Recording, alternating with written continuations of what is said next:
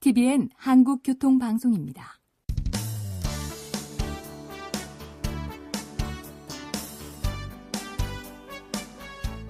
한문철 변호사의 교통사고 솔루션.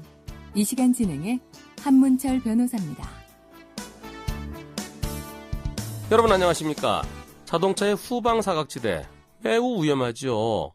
보통 한 10여 미터까지는 뒤쪽이 안 보인답니다. 특히 아기들의 경우에. 어른들은 보여요. 어른들은 눈 밀어보면 보이는데 이제 1살, 2살 된 아기들, 그런 애들은 1m 안 되는 애들은 안 보이는 거예요.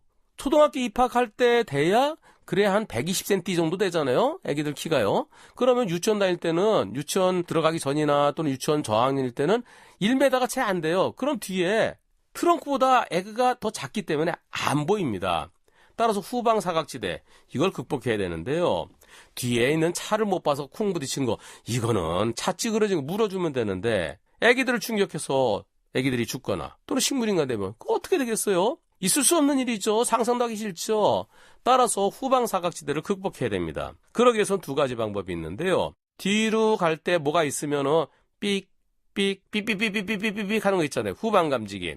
후방 감지기를 달면 좋겠는데요. 근데 후방 감지기도요, 여러분들 후진으로 주차할 때 삐삐 그러더라도 천천히 뒤로 가잖아요. 그러다 삐삐삐삐 하면 그때 쓰잖아요. 그리고 후방 그 스토퍼라는 거 있어요. 바퀴가 더 이상 뒤로 가지 못하게 밑에 플라스틱으로 돼 갖고 한 10cm 정도 이렇게 돌출되게 나온 거 있잖아요. 거기에 바퀴가 딱 서면 내리죠.